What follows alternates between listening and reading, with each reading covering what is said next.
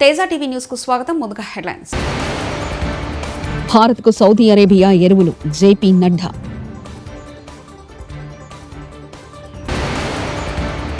Ramoji film city తెలంగాణలో ఉందని చెప్పేందుకు గర్విస్తున్న రేవంత్ రెడ్డి.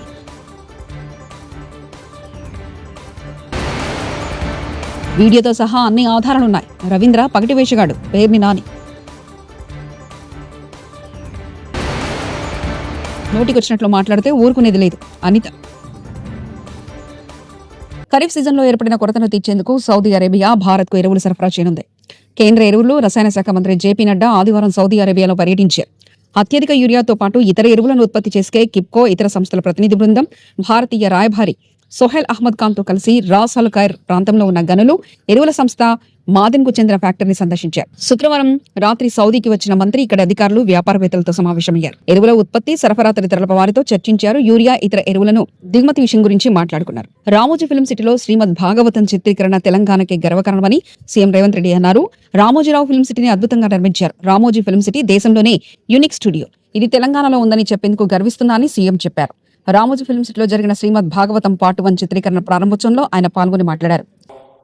మేమందరం ఇక్కడ వేదిక మీద ఉన్న వాళ్ళు నాకు తెలిసి, నేనైతే యూనివర్సల్ స్టూడియోస్ చూడలేదు, కానీ Ramoji studios it is unique studio in the country. Whoever wants to make an movie that may be historic, that may be socio fantasy, any movie if they wanted to show, this is the place. I'm proud to say Ramoji Film City is in Telangana, Hyderabad.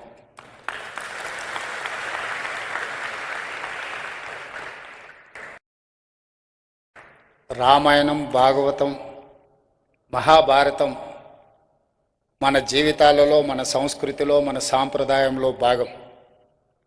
ఈరోజు తరం మారుతున్న సందర్భంగా ఇలాంటి గొప్ప దృశ్య కావ్యాన్ని తీసి తిరిగి ప్రజలలో ఒక గొప్ప ప్రేరణ,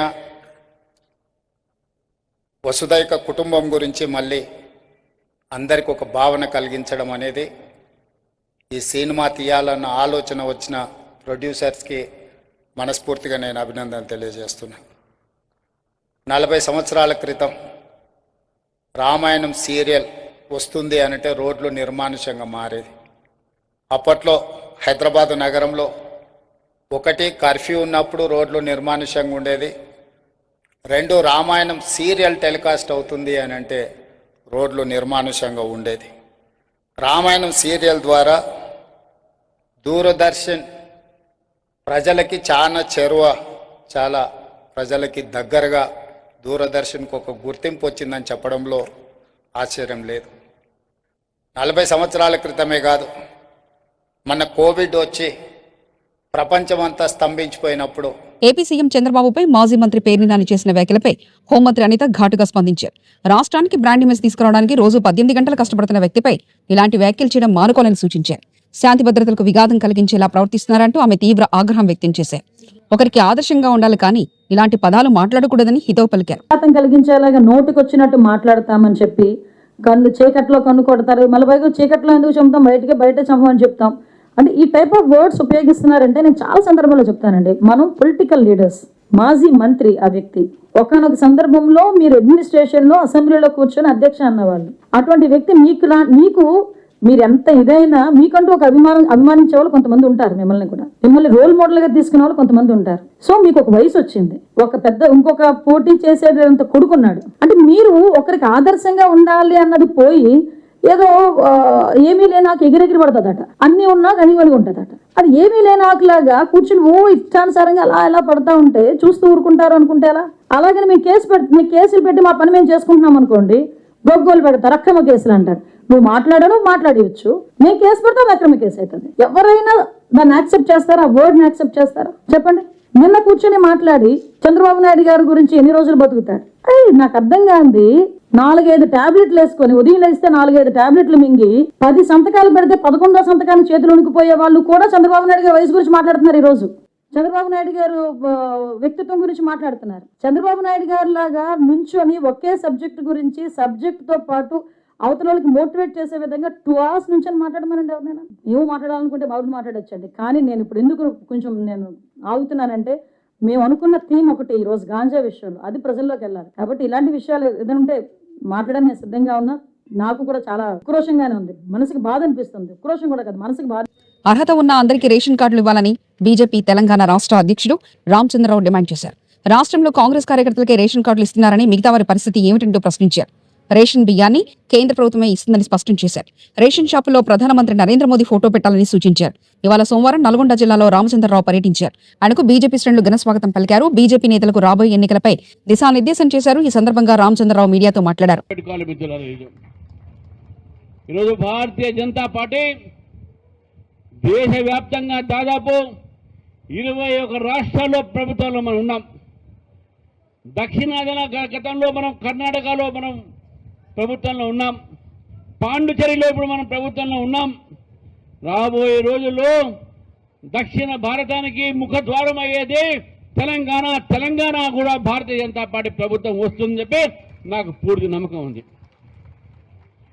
మిత్రులారా, ఇప్పుడు మన కొంత దూరంలోనే ముఖ్యమంత్రి గారు కొద్దిసేపట్లో రేషన్ కార్డు పంపిణీ చేస్తా అంటున్నారు.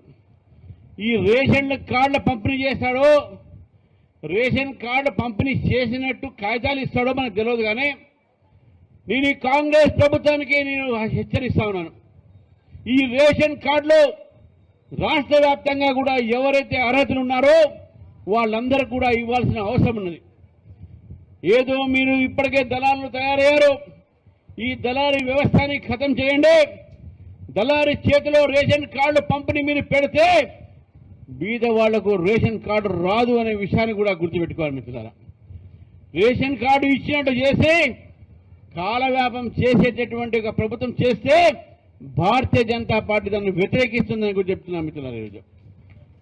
ఈరోజు 10 సంవత్సరాల నుంచి టీఆర్ఎస్ పార్టీ ఇదిగో రేషన్ కార్డులు, అదిగో రేషన్ కార్డులు అని చెప్తా ఉన్నారు. సంక్షేమ పథకాలకు రేషన్ కార్డు కావాలన్నారు. ఒక్కరికి రేషన్ కార్డు రాలేదు. మన సంక్షేమ పథకాలు ఎవరికి వస్తున్నాయని చెప్పేసి ఒక్కసారి మనం ఆలోచిద్దాం. ఏపీలో కేవలం రెడ్ బుక్ పాలన మాత్రమే సాగుతుందన్నారు మాజీ మంత్రి పేర్ని నాని. వైఎస్ఆర్సీపీ నేతలు కార్యకర్తలపై తప్పుడు కేసులు నమోదు చేసి అరెస్ట్ చేస్తే అలా చేసిన వారిని న్యాయస్థానంలో నిలబెడతామని హెచ్చరించారు. కొల్లి రవీంద్ర ఓ పగటి వేషగాడు, వేమిరెడ్డి ప్రశాంత్ రెడ్డి మహానటి అంటూ సెటరికల్ కామెంట్స్ చేశారు. వెంటనే కట్టుకుంది. ఇటన్నిటికీ విజువల్స్ ఉన్నాయి. ఆవిడ బ్యానర్ ఎక్కి ఎగబాకి, బ్యానర్ మీదకి ఎగబాకి ఎక్కి అవి కోసేస్తున్నప్పుడు, అవి పీకేస్తున్నప్పుడు, ఆ పీకిన తర్వాత ఆ క్రమంలో దెబ్బ తగలటం, దానికి కట్టుకోవటం అన్నీ ఆఖరికి తెలుగుదేశం ఛానల్స్తో కూడా రికార్డ్ అయ్యి ఉంది. రికార్డ్ అయ్యి ఉన్న దాన్ని వాళ్ళ కారు వెనక సీట్లో కూర్చుని కారు గుద్దాడని చెప్పని కేసు కడతాం అంటే ఇంతకన్నా దగాకోరు ప్రభుత్వం, దివాలా కోరు ప్రభుత్వం, తప్పుడు కేసుల ప్రభుత్వం, సైకో ప్రభుత్వం ఎక్కడ ఉందా నన్ను ఇప్పటి వరకు చరిత్రలో ఎక్కడా లేదు. ఖచ్చితంగా ఈ సాక్ష్యాలు ఆధారాలతో సహా మా దగ్గర ఉన్నటువంటి విజువల్స్, సాక్ష్యాల ఆధారాలు అన్నింటినీ కలిపి అవసరమైతే సుప్రీంకోర్టు దాకా పోలీసులు ఎవరైతే ఈ తప్పుడు కేసును నమోదు చేసి చర్యలు చేపట్టండి. ఖచ్చితంగా మిమ్మల్ని కోర్టుకి ఏడ్చకపోతే ఈ ప్రభుత్వాన్ని ఎవరైతే ఈ తప్పుడు కేసులో కనుక రాము మీద కేసు నమోదు చేసి అరెస్ట్ చేస్తే కనుక మేము వెయిట్ చేస్తాం. మీరు చేయండి. ఖచ్చితంగా న్యాయస్థానాల్లో మిమ్మల్ని నిలబెడతాం అనేది కూడా ఖాయం. మా దగ్గర అన్ని సాక్ష్యాల ఆధారాలు ఉన్నాయి.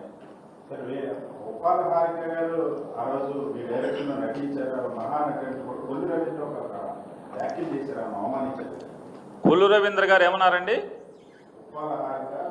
వేమిరెడ్డి ప్రశాంత్ రెడ్డి గారు మహాతల్లి, ఉప్పాల హారిక గారు అంటే అగ్రవర్ణాలకు సంబంధించినటువంటి ఒక రెడ్డి కుటుంబాల్లో ఉన్నటువంటి ఒక జమీందారీ కుటుంబం, అత్యంత సంపదతో కూడినటువంటి సంపన్నురాలైనటువంటి వేమిరెడ్డి ప్రశాంత్ రెడ్డి గారు మహాతల్లి. వెనుకబడి కులాలు మరీ ప్రత్యేకించి గౌడ కులంలో జన్మించి చదువుకుని చిన్న వయసులో అగ్రవర్ణాల ఆధిపత్యంలోనే ఇన్నేళ్లు నడుస్తున్నటువంటి కృష్ణా జిల్లా పరిషత్ పీఠం మీద జగన్మోహన్ రెడ్డి గారిచే కూర్చోబెట్టబడినటువంటి ఒక బీసీ మహిళ మహానటి. సికింద్రాబాద్ ఉజ్జయిని మహంకాళి బోనాల ఉత్సవాల్లో ప్రధాన ఘట్టమైన రంగం కార్యక్రమాన్ని ఘనంగా నిర్వహించారు. ఇందులో భాగంగా మాతంగి స్వర్ణలత భవిష్యవాణి వినిపించారు. రాష్ట్రాన్ని, దేశాన్ని కాపాడే భారం తనదని చెప్పారు. రాబోయే రోజుల్లో మహమ్మారి వెంటాడుతుందని, అగ్ని ప్రమాదాలు కూడా సంభవిస్తాయని తెలిపారు. ఘనంగా నన్ను వేడుకున్నారు వాళ్ళు, సంతోషంగా ఆనందంగా అందుకున్నా నేను. కానీ ప్రతి ఏడు మీరు ఏదో ఒక ఆటంకం చేస్తూనే ఉంటారు కదా బాలక.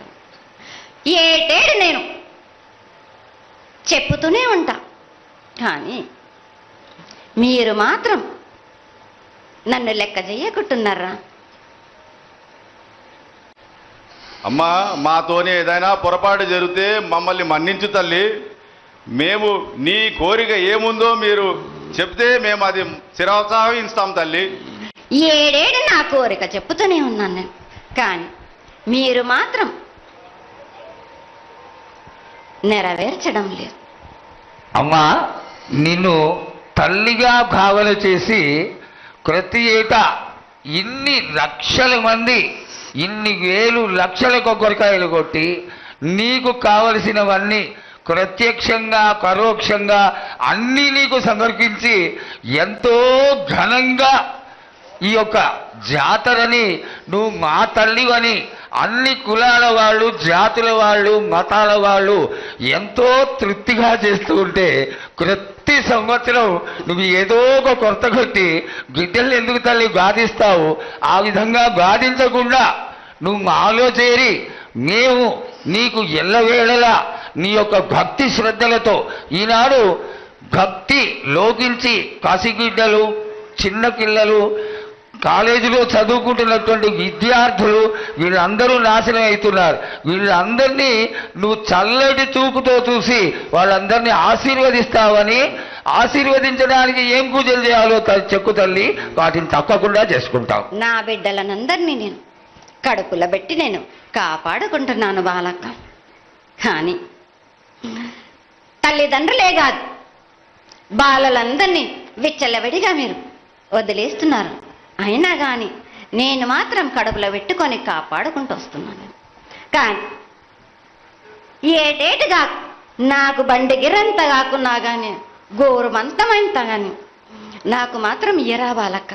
తప్పకుండా ఇంతవరకు నేను చుక్కలన్నీ నేను రాసుల కొద్ది నేను రప్పించుకుంటున్నానే గాని గోరు మందమంతా కూడా నాకు చెందదా బాలక్క. అమ్మా, ఎంత చుక్కలు వచ్చినా గాని మీరు అరగించినా గాని నా కడుపులో పెట్టుకొని నేను కాపాడుతున్నా. నా పూజలన్నీ నాకు సక్రమంగా జరిపించాలి.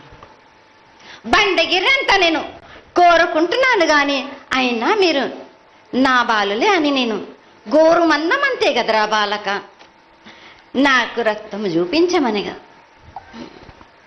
అమ్మా, 4 కాళ్ళ పెద్ద జీవం కాకున్నా గాని చిన్నది మాత్రమైనా చూపించలేరా బాలక. అమ్మా, ఏడు నేను ప్రతి ఏడుకి ఏటికేటికి నేను నా కొల్లారికి నేను చుక్కలు రప్పించుకుంటూనే ఉన్నా. నేను అమ్మా, ఇంతవరకు కూడా నాకు చూపించడలే, మీరు ఆరగించడానికే కదరా బాలక. అమ్మా, నీ ప్రసాదంగా ఆరగిస్తారే తప్ప అది దాని మీద ఉన్నటువంటి వ్యామోహంతో కాదు తల్లి. కానీ మొట్టమొదటే ఒక మాట చెప్పా తల్లి, ప్రత్యక్షంగా కానీ పరోక్షంగా కానీ నీకు జరిగే ప్రతి పూజ నేను దగ్గరుండి చేయిస్తున్నాను తల్లి. నువ్వు సంతోషించి ఆనందించి మమ్మల్ని ఆశీర్వదించాలే తప్ప నీ కోపాన్ని తెలియజేయరా తల్లి. నా కోపానికి మీరు బలి అవుతారు బాలక్క. నేను కోపం చూపించడలేదు, నేను కోరుకుంటున్నాను. నేను నా బాల బాలికలందరినీ కాదు మీ అందరినీ కూడా నేను నా కడుపులో పెట్టి కాపాడుకుంటున్నాను. నేను కానీ నేను ఇంత చుక్కలు రప్పించుకున్నా కానీ నాకు సక్రమంగా నాకు పూజలు జరిపించండి బాలక. నేను వేడుకునేదే కాదు, నేను ఆజ్ఞ చేసిందంటే నేను నా కన్ను ఎర్ర చేసిందంటే మీరు మాత్రం రక్తం గక్కుచోని చేస్తారు. భారత్కు సౌదీ అరేబియా ఎరువులు, జేపీ నడ్డా.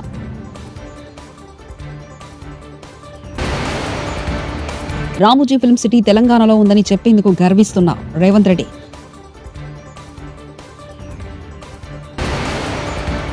వీడియోతో సహా అన్ని ఆధారాలున్నాయి. రవీంద్ర పగటి వేషగాడు, పేర్ని నాని. నోటికొచ్చినట్లు మాట్లాడితే ఊరుకునేది లేదు. అనిత. ఇవి బులెటిన్ విశేషాలు. చూస్తూనే ఉండండి తేజ టీవీ న్యూస్.